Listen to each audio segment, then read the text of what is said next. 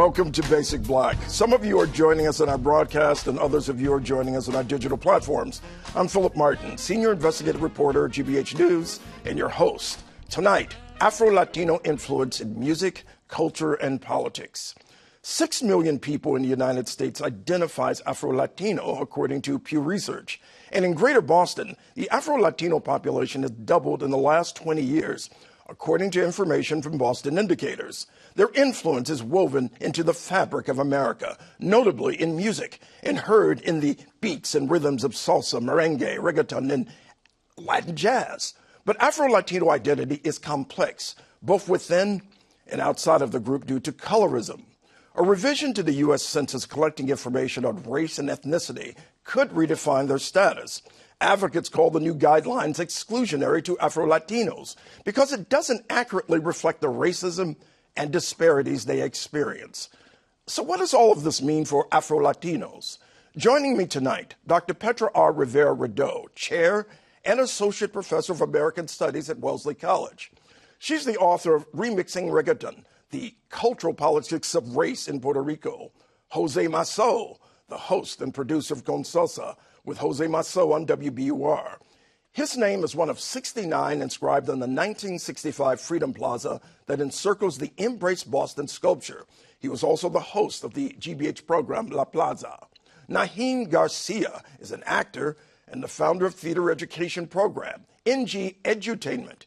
He recently finished performing in August Wilson's King Hedley II at Hibernian Hall in Boston and has been nominated for an Elliot Norton Award. Congratulations.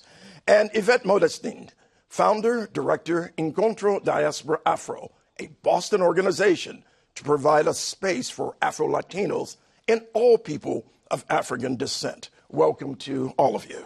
Thank you. It's a real pleasure. Before we start, let's listen to a bit of a musician who we all know, Ismael Rivera, singing Las Caras Lindas. It's a popular Afro-Latino song describing all of the Black, beautiful faces in Latin America.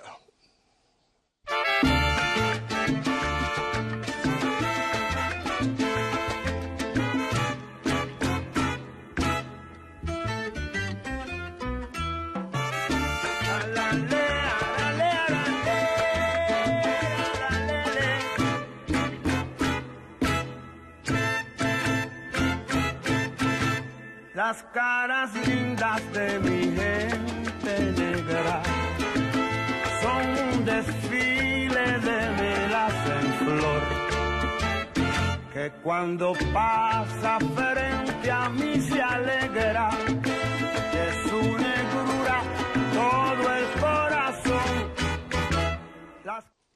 You couldn't see us, but we were dancing. Identity. Identity is something everyone, of course, is focused on these days, sometimes quite negatively. But Afro-Latino identity is something that people they underestimate. It's not always understood. How does it manifest in music? And I'm going to start with Jose Masso with that question.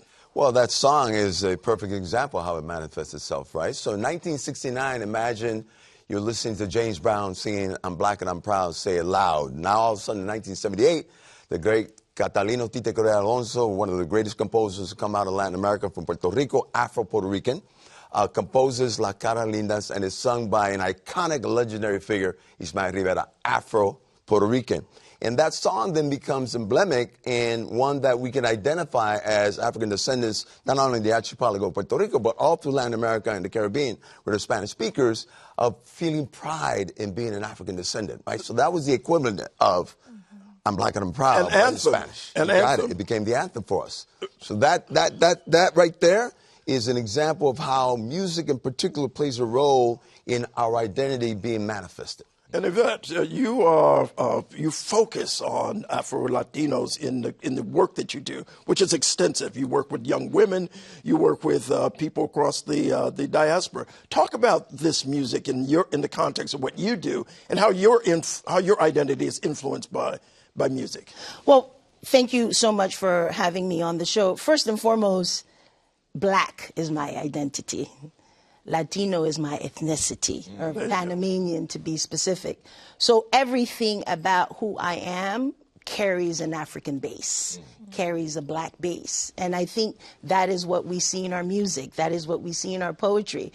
One of the things that Don Jose was just saying around Las Caras Lindas, which Ismael Rivera wrote, dedicated to the black Nazareno, the black Christ, in my hometown of Colón, in Portobelo. This is in Panama. In Panama, that's right. Where I'm born and raised. But Héctor Lavoe also said it in his song Che Che Colé, when he said, lo bailan en Venezuela, lo bailan en Panamá, ese ritmo es africano, donde quiera va acaba, Che Che Colé. You have a great voice. Thank you. So anyone who is sort of not knowing that salsa, merengue, carries that African beat is that we're not paying attention, because one of the things we know from the transatlantic slave trade, the drums came with our ancestors. That's right. And it's influence. It was delivered everywhere. And that drum is the base of salsa. That drum is the base of merengue. That drum even was the base of the creation of reggae in Spanish, which came out of Panama Colón. And the base was reggae, which was the drum. That is a great transition to you, Professor. Reggaeton. You're the author of a great book talking about the influence of reggaeton and the broader influence of Latino, Afro-Latino culture. Talk about that in the context of identity. I think reggaeton is one of the... Right now, reggaeton is in this incredible moment where it's really like the soundtrack of global pop in a lot of ways. And there's been a lot of criticism of this growth in reggaeton because at the helm of this movement are a lot of white-looking Latinos, light-complexion Latinos. And the problem is, as Yvette mentioned, reggaeton began as music rooted in black communities, as reggae en español in Panama, and also as underground in Puerto Rico. And as it kind of became more commercialized and entered the Latin music industry, a lot of black artists kind of did not embrace it, or no, they embraced it, but they didn't receive the same level of support, I think, from the Latin music industry, which really emphasized whiter-looking artists. But isn't that's pretty much been the story of Latin America and the story of the Caribbean. And Naheem, you quite often when people talk about Latin America, perhaps with some exceptions, you often don't understand, you don't see black faces being centered in those discussions, and so on and so forth. Talk about your own experience, both as an actor, but also as someone from Cuba, and where, of course, race has been a focus since the revolution and before. But how does that work in the context of identity? For me, it was very important to make sure that the black Latino had a voice. At least from my perspective, what I brought to the table is to make sure that the black Latino had a voice. You're talking about in acting or beyond? Beyond. It's across the board. You can't hide it. You can't hide me. I can't hide no matter how. I can't identify as anybody else. I know that a lot of my Latino brothers and sisters have been able to identify as white or otherwise, but I never had that option and never will. And don't want it. I love my blackness. Black is clean, ain't that what we say? For me, it was important as an actor because people would dismiss my identity as a Cuban man. I was either black, African American, or maybe West Indian, but no Latino. Like, I'm a black Latino, Afro-Latino. That's who I was. So when I would check the box, I would make sure I say black Latino. And I didn't understand why we didn't have a space. And checking the box is, of course, what the census is all about. We have the new census coming up in which there's some concern, including from some of you, that there's a de-emphasis on Afro-Latinos in the context of that census. What does it mean, and feel free to just jump in here, what does it mean that a census there's a de-emphasis on Afro-Latinos in the context of this census?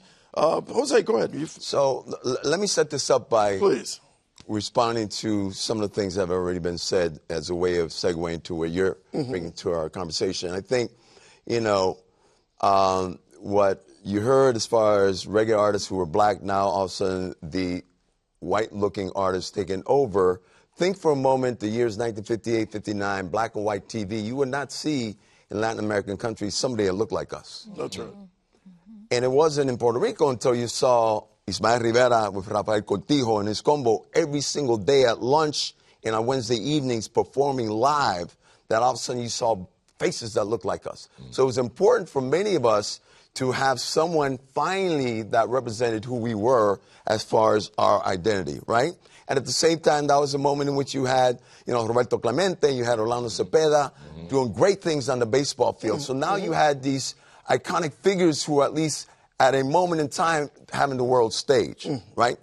But at the same time, even though that was happening and there was celebration among those who are African descendants, there wasn't an acknowledgement anywhere in official documents that would acknowledge African descendants who happen to be from those particular places that are Spanish-speaking. And so now you fast forward to 2024, and the archipelago of Puerto Rico in 2010, because of a collective effort of African descendants, El Colectivo Ile, they purposely worked on educating, informing, and mobilizing African descendants in the archipelago to start feeling pride of being African descendants, of identifying as being black, and to be able to then fill out the census to include black with them being part of Puerto Rico.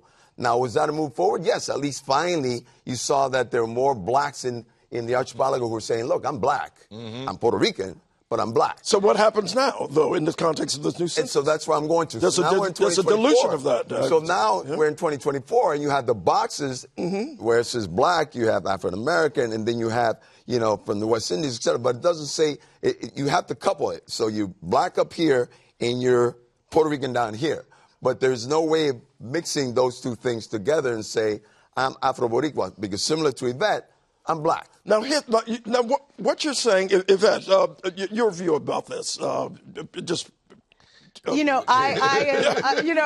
Here we go. And my mentor, Don Jose, because I've met him almost 30 years since I've been in Boston, and when I started doing this work, I think it's absolutely dangerous what is being done by the census. We started a campaign led by the Afro Latino Forum with Afro Latino Project, the Diaspora Afro Latino Travel, Encuentro Diaspora Afro, called Latinos Not a Race. And what I think is this is going to do was when I came here to Boston as a college student from Panama was the first time I stood before people darker than even all of us here looking at me and telling me that they were not black.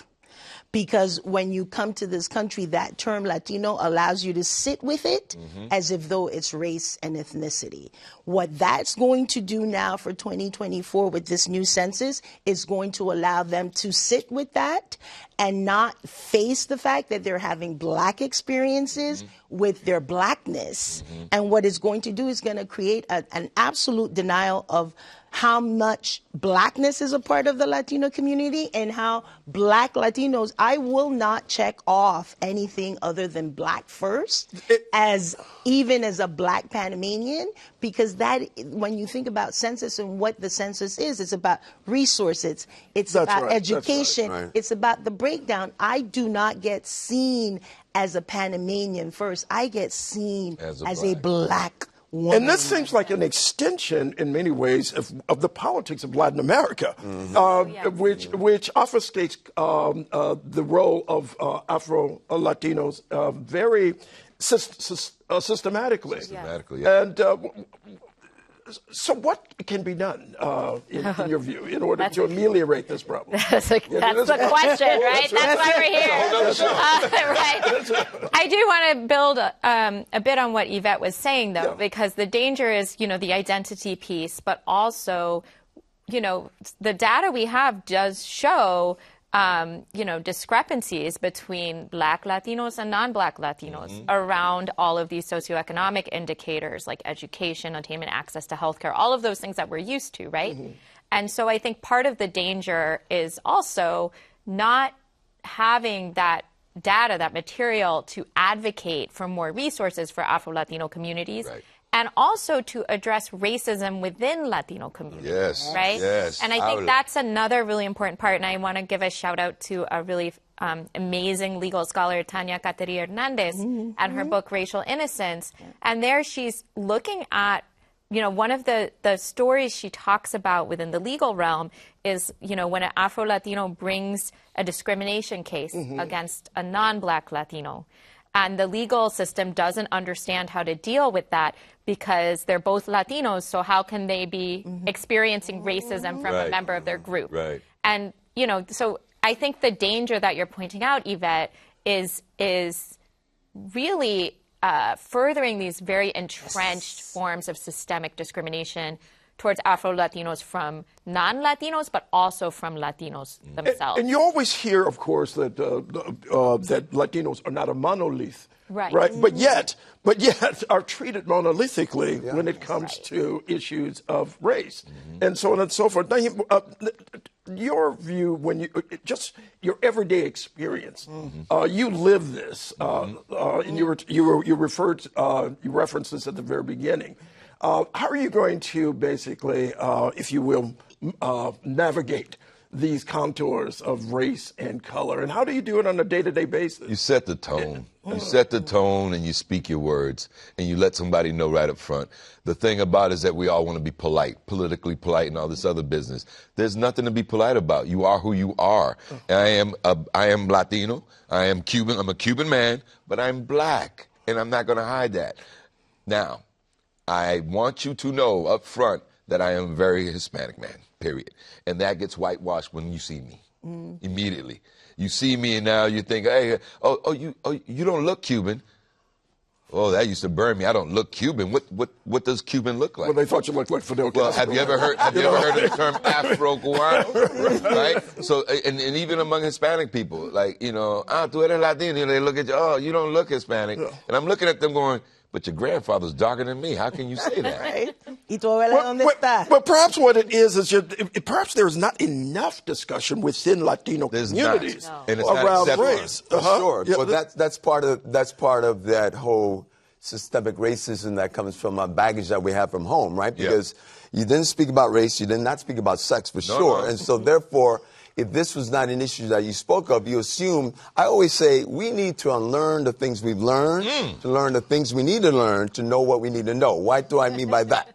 What I mean by that is that it's our role, collectively and others that we know, to really move the dial in the conversation so that we, first and foremost, uplift the fact that Africa is very much part of our motherland. We can't continue this myth that the motherland is Spain. Number one. Number two, we have to uplift the fact that when Africans were brought to the Western Hemisphere and enslaved, they were not just only brought to North America. They were brought to Brazil, they were brought to the Caribbean, they were brought to Latin America as well. And so I have no idea if his family, your family, your family, your family are connected to my family. Most likely somewhere they are, right? And so part of what we need to do in this conversation and our roles, I think, that we embrace is we are purposely uplifting the idea that African descendants come from north to south in the Western Hemisphere, and that we need to acknowledge that, celebrate it, applaud it, and uplift it as often as possible, and manifest it in every single way we can. Indeed, and some do. For example, in award-winning poet Elizabeth Azevedo's poem, Hair,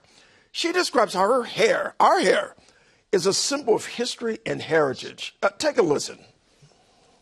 My mother tells me to fix my hair. And by fix, she means straighten. She means whiten. But how do you fix this shipwrecked history of hair? The true meaning of stranded. When tresses hug tight like African cousins in ship bellies, did they imagine their great-grandchildren would look like us and would hate them how we do? Trying to find ways to erase them out of our skin, to iron them out of our hair, this wild tangle of hair that strangles air. You call them wild curls. I call them breathing. Ancestors spiraling. Can't you see them in this wet hair that waves like hello? Yvette, it's nothing that defines blackness as much as hair beyond, skin color itself. Talk about that. I want to talk about that, but I want to mention something that Don Jose mention that a lot of people don't know is that Latin America has the largest people of African descent. That's right. That's right. So to have this conversation of us not knowing that we are is almost a contradiction to what our numbers are. We are 200 million plus. After Nigeria, it's Brazil, Colombia, and Ecuador. The U.S. doesn't come to like 5 or 6. So the fact that we are not sure of our Black identity and our African identity becomes like a baffling thing. But here is, you know, I just recently co-wrote a play called The Crown of Times with my cousin that ran at the Museum of Science last summer, and we just had an encore performance in February. In Encuentro Diaspora's training, when we train adults, young people, and we have a part that says, walk across the room if you love your hair. No one moves. Because it's the place where you can't hide that you are, but it's the place that you go first to hide it. So hair is very much a part of our embracing of our African identity. I've had men, women crying, adults, children, mi pelo es malo, my hair is bad. Yeah. It's such a thing. And it's what, you know, I've had friends say that they got their hair permed at 10, 9, 8 years old just to hide their kinks. I had young girls not come to school because they didn't go to the hair salon that weekend to hide their kinks and their curls because they needed it to be straight. And that type of, the promulgation of that type of imagery and the attempts to hide one's blackness comes, as you pointed out, 200 million people across Latin America. But yet you don't seem to have without, I think, with the exception of Brazil, where you have a flourishing Afro-Brazilian movement. Melissa Nobles at MIT talks about this quite a bit. There doesn't seem to be, and you tell me if I'm wrong, as in Panama is another. Yeah, Panama's another example. We have our Panama's another example. Yes. But where is this happening? Where you find where blackness is in fact ascendant because people are fighting back against colorism, or fighting back against dyeing one's skin and perming one's hair. Where else is this happening? So Puerto Rico, I just said in the Archipelago Colectivo, they purposely are uplifting our African descendancy in the Archipelago. That's one.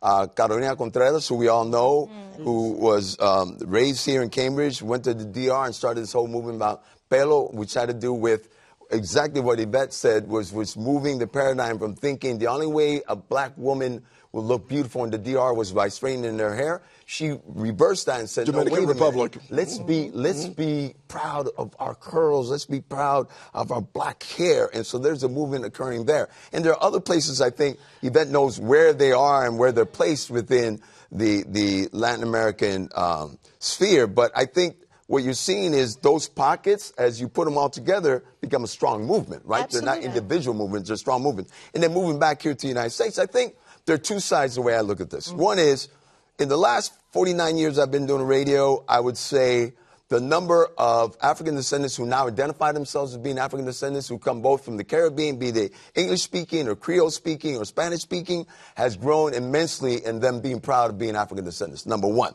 The challenge, though, on the other side is that as more and more of the immigrant community is coming from Latin America and the Caribbean, they're coming with baggage that is Eurocentric, that states the caste system is such. And so, therefore, the caste system says the lighter the skin, the better you are. The darker the skin, the worse you are. And so, therefore, they're trying to move away from being identified as being dark-skinned, black, to being identified as being light-skinned as much as possible, and denying the blackness because they want to be identified as what is accepted as being Eurocentric. And so we have to change that argument and change that sense of what the paradigm is as to what's accepted as being beautiful, what's accepted as being empowered, what's accepted as being having agency, what's accepted as being part of the fabric of who we are. I got to tell you, we're gonna have to wrap it up with that, because I tell you, you summed it up so well. And just briefly, as an actor, you carry, I guess you carry the weight of representation in many ways. Has your Latino heritage and your blackness come out on stage in ways that might be unexpected? All the time. Every time. One of the reasons I was born Alexis Rene Garcia, or Primo Garcia. So I identified as Naheem Garcia for a few reasons. One, I wanted you to know that something was coming through the door that is not stereotypical. And what's coming through the door is black and Latino. And that was important. And it goes back to the first question you asked me. Education is everything. And Don Jose said it best. We have to unlearn a lot of things. And the Latino community don't think they have to. That's the first problem. They don't think they have to. They don't think there's any racism yet. There's a lot more racism in the Hispanic or Latino community than I've ever seen in my life. I didn't see it till I was almost 10, 12 years old when I started to notice the level of racism among us. And that is where we're going to have to leave it, my friends. Okay. That is the end of our broadcast and the end of our show. I want to thank you and all of our guests. And thank you for watching. Now, stay with us as we continue our conversation on our digital platforms, YouTube and Facebook. Thank you very much.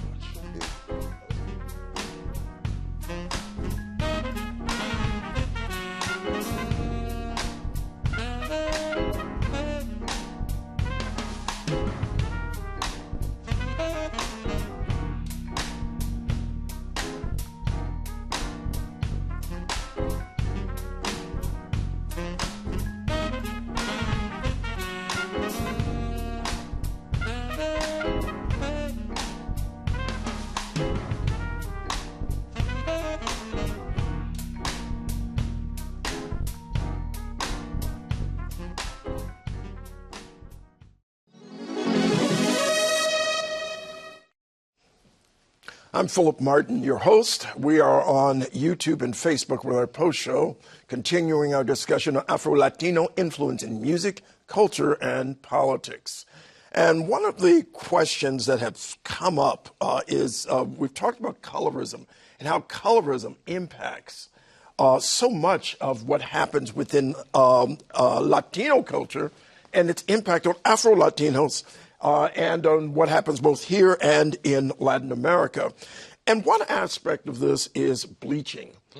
Years ago, I was in Asia doing stories on skin whitening and found the same phenomena in Latin America, in Brazil at the time when I was working in this story. And how prevalent, from your own experiences, is skin whitening, is skin bleaching? How important is it? Naheem, you were talking about this earlier. Yeah, your own experience. It's not important to me, but I've seen my own experiences. I was telling somebody when I was about 10, 11, 12, one of my friends, who happens to be Puerto Rican and very light, told me, "Don't worry about it. By the time you get teenagers, you might grow out your blackness." And I didn't want to grow out of my blackness. I just wanted to be accepted for my blackness. And the fact that I was taught, with that one little incident, I was taught that black was ugly. That being black and being kinky hair and all that was ugly, and it's not. And now it's fashionable, right? But it's not accepted. It's just fashionable. But bleaching, of course, is not. And as bleaching is real. It's real. It's very real. It's very real. And the fact that somebody wants to bleach, it just tells you what the world is thinking about you. That you have to bleach your blackness, that you don't want to stay beautiful and black, you want to be something else because the world says you're ugly and you're not accepted. We know that racism comes from power, money, and control that most black people don't have. We don't have the money, we don't have the control. So the bleaching thing is somebody convincing themselves that if they get light enough, they'll have that power and they'll have that acceptance in society. Whether I don't know if I'm right or wrong. I just know that in my own personal life, seeing people wanting to be lighter than what they are, first of all, it's impossible. I mean, we talked about Sosa.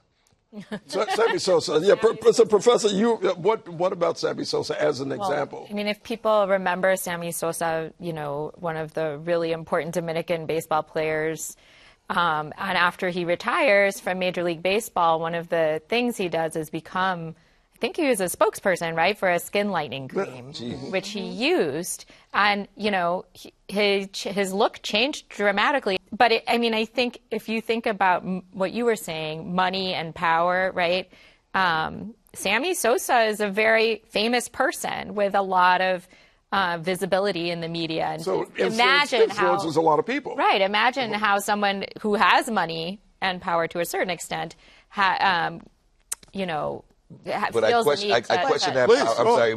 I question that power. Right. Because if he had so much power, why does he want to wipe out his identity? Exactly. Yes.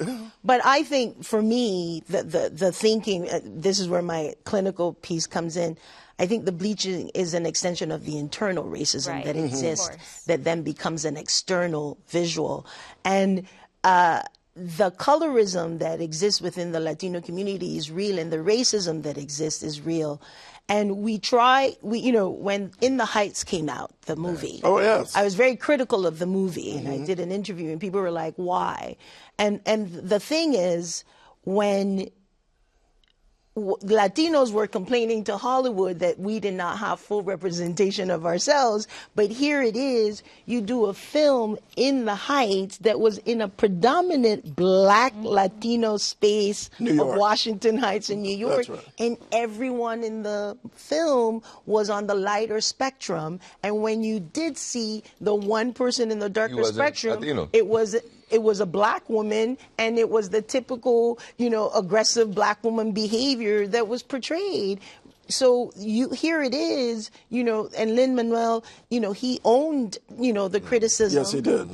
Very well, because it was true. So the issue of colorism, and I know this gets controversial, is an issue of white supremacy that also exists within the Latino community. Very much. And is part of the term. What people don't realize is that term Latino does not get used anywhere else other than this country, and allows it to get used in the way it does, that allows folks to sit in a whiteness that no matter how much we here sit as Afro-Latinos, we're always going to be combating the larger systemic narrative that Latino sits in whiteness. And so what this brings to the forefront is who controls our story, number one. The African adage that says in the proverb, until the lion tells the story of the hunter will always be glorified. So that means, therefore, those of us who are African descendants have to then take control of the narrative to change that, number one. Number two is who decides what power is, who decides what influence is, who decides what is valuable, who decides what's historical, who decides what's relevant, who decides what is the edification of beauty, right? And if it's Eurocentric, regardless if it's North America or through the colonial history of Latin America and the Caribbean, then it's always going to be those who identify as being Eurocentric. They will decide. And by them deciding, that means that if you're on the other side of the spectrum, you are put in a place that says if you're black, sit back, instead of it being, if you're black, you're clean, and if you're black, you're smooth, which should be the way we see ourselves, right? And so those of us who are fortunate enough to grow up in an ambience, I come from a proud African Puerto Rican family, barrier breakers and history makers, right, in my family. And so I had models of blackness all around me, right? When I stated about, Ismael Rivera and Rafael Cortijo and Roberto Clemente and Orlando Cepeda, those are just four, or they represented a group, but, you had Arturo Schomburg, you had other entities that you could look at. Rafael, you had other entities, but it wasn't enough for us just to look at musicians, because our role would be, how do we break out of just being seen as either a musician or ball player, right? So that we could be seen as scholars, as doctors, as lawyers, as bankers, as homekeepers, as social workers, as every single part of society. And part of actors, so we're integrated in all society. And part of that portrayal, and the very important point all of you are making here, part of that portrayal, of course, you see in soap operas. Yes. You see, years ago, soap operas, you would think that, and one of the reasons I think so many people have the impression that Latin America is white Latin America, and that these countries have no black people, it seems, in the view of many people, is because of that portrayal on soap operas.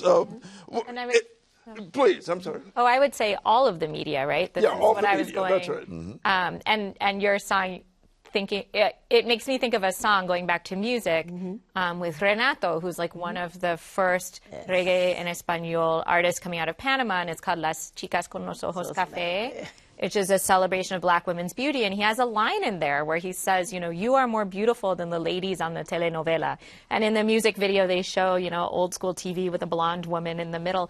But I think it's important because it's in the United States and it's in Latin America, right?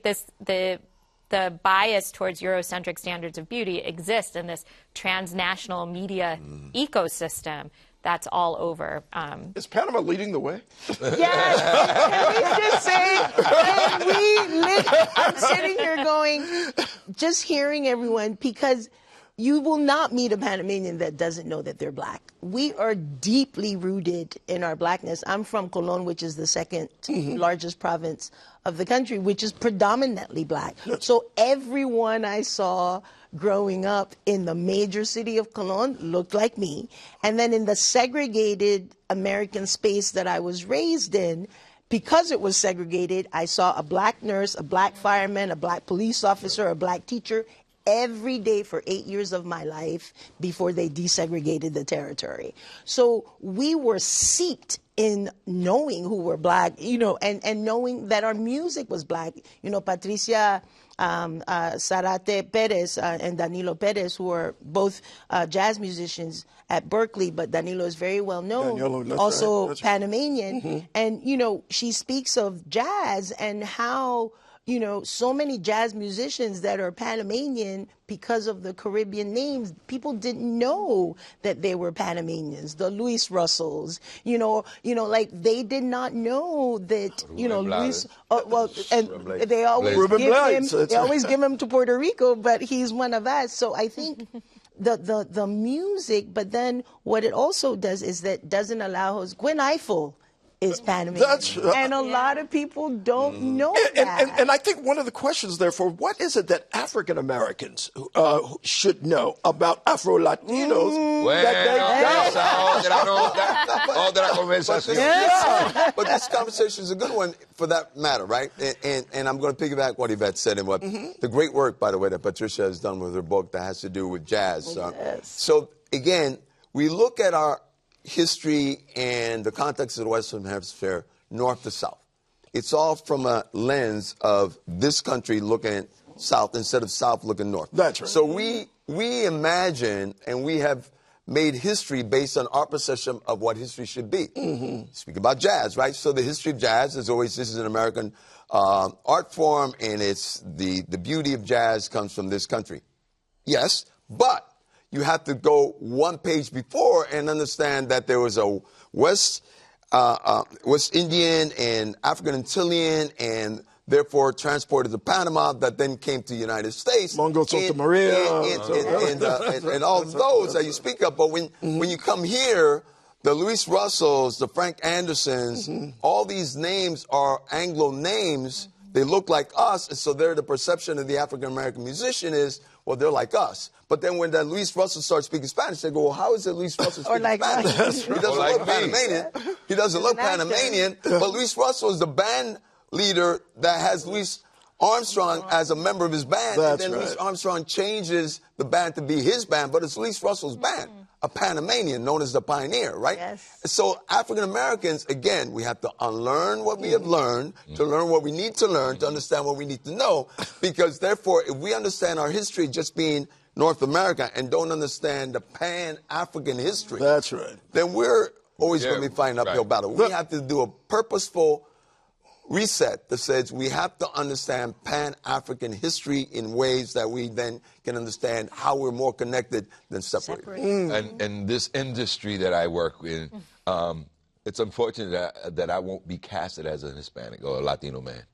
I remember when there was an opportunity to play a Latino doctor, and I walk in, and the director immediately wanted me to audition for the cab driver or the gasoline station person, and not the Latino.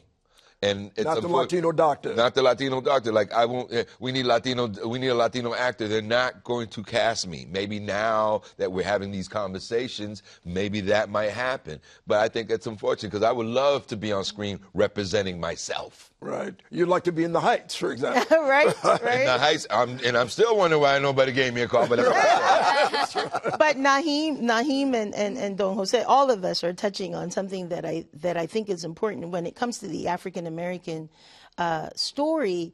Is that thing that African Americans become Americans in centering themselves versus the fact that there is a larger. We were dropped off. Don Jose said something at the beginning, and one of my mentors, Clara Richards, who's the man behind Black History Month at home, he says we were dropped off everywhere. So as far as we know, everyone here is family. So we need to understand that. And the stops were in Latin America and the Caribbean before here.